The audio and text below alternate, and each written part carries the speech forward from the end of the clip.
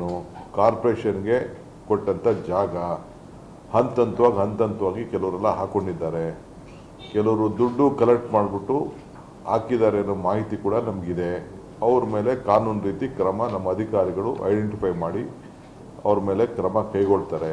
ಕೆಲವು ದಾಖಲೆಗಳು ಕೂಡ ತಿರ್ಚಿದ್ದಾರೆ ಅಂತ ಕೂಡ ನಮಗೆ ಮಾಹಿತಿ ಕೊಟ್ಟಿದ್ದಾರೆ.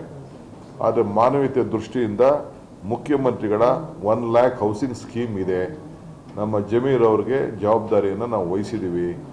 BBMPಯಿಂದ 5 ಲಕ್ಷ ರೂಪಾಯಿ ನಾವು ಅವ್ರಿಗೆ ಪ್ರತಿಯೊಬ್ಬರಿಗೂ ಯಾರಿಗಿಲ್ಲ ಅದನ್ನು ಹುಡುಕಿ ಕೆಲವರೆಲ್ಲ ಸ್ಕೀಮ್ನಲ್ಲಿ ಕೆಲವ್ರಿಗೆ ಏನಾಗಿದೆ, ಕೆಲವು ಮನೆ ಇದ್ರೂ ಕೂಡ ಬಂದು ಕೆಲವು ಸೇರ್ಕೊಂಡಿರ್ತಾರೆ.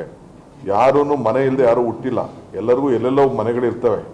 ಉದ್ಯೋಗಕ್ಕೋಸ್ಕರ ಬೆಂಗಳೂರಿಗೆ ಬಂದು ಸೇರ್ಕೊಂಡಿರ್ತಾರೆ. ಕೆಲವರೆಲ್ಲ ಅಗ್ರಿಮೆಂಟ್ ಮಾಡ್ಕೊಂಡಿದ್ದಾರೆ, ಬಾಡಿಗೆ ಅಂತ ಅಂದ್ಬಿಟ್ಟು ಬಂದು ಸೇರ್ಕೊಂಡಿದ್ದಾರೆ.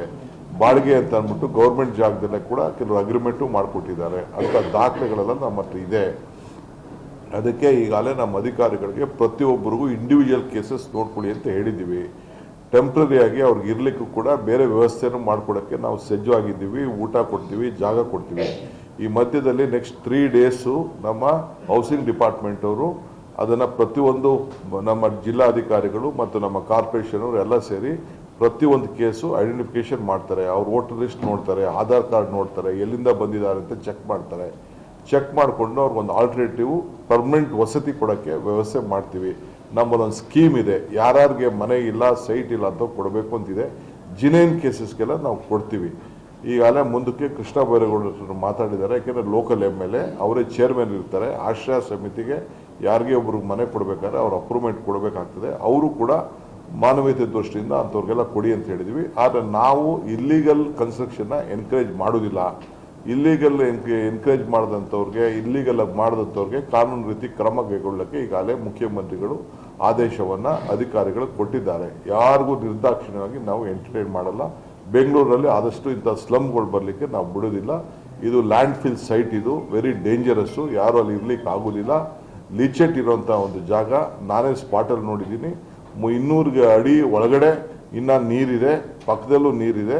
15 ಎಕರೆನ ಈಗಾಗಲೇ ಸರ್ಕಾರದವರು ನಮ್ಮ ರೆವಿನ್ಯೂ ಡಿಪಾರ್ಟ್ಮೆಂಟ್ ಅವರು ಕಾರ್ಪೊರೇಷನ್ಗೆ ಅದನ್ನು ಸಾಲಿಡ್ ವೇಸ್ಟ್ ಮ್ಯಾನೇಜ್ಮೆಂಟ್ ವಿಚಾರಕ್ಕೆ ಕೊಟ್ಟಂಥ ಜಾಗ ಇದು. ಆದ್ದರಿಂದ ಅಲ್ಲಿ ನೋಡಿ ಸುತ್ತಮುತ್ತಲು ಪರಿಸರವನ್ನು ಕಾಪಾಡಲಿಕ್ಕೋಸ್ಕರ ವ್ಯವಸ್ಥೆಯನ್ನು ಮಾಡಿದ್ದೀವಿ. ಬಟ್ ಇವತ್ತು ನಾವು ಬೇರೆಯವ್ರಿಗೆ ನಾವು ರಾಜಕಾರಣ ಮಾಡಲಿಕ್ಕೆ ಅವಕಾಶ ಕೊಡೋದಿಲ್ಲ.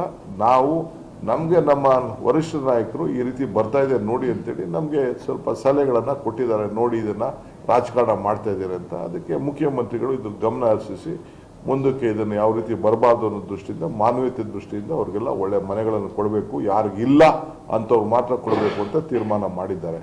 ಸೊ ಅವ್ರಿಗೆ ಮಿಕ್ಕಿದವ್ರಿಗೆ ಸರ್ಕಾರದಿಂದ ನಾವು ಕೆಲವು ಸಬ್ಸಿಡಿಗಳು ಕೂಡ ಇದೆ. 1.5 ಲಕ್ಷ ಕೊಡೋದಿದೆ. ಅವರು ಕೂಡ 1-2 ಲಕ್ಷ 1 ಲಕ್ಷ ಅಷ್ಟು ಅವರು ಕಟ್ಟಬೇಕಾಗ್ತದೆ. ಅಂಥದ್ದಕ್ಕೆ ಜಮೀರ್ ಅವರು ಅವ್ರಿಗೆ ಸಾಲ ಕೊಡಿಸುವಂಥ ವ್ಯವಸ್ಥೆಯನ್ನು ಮಾಡ್ತಾರೆ. ಇದು ನಮ್ಮ ಸರ್ಕಾರದ ಸದ್ಯಕ್ಕೆ ಪ್ಲಾನ್.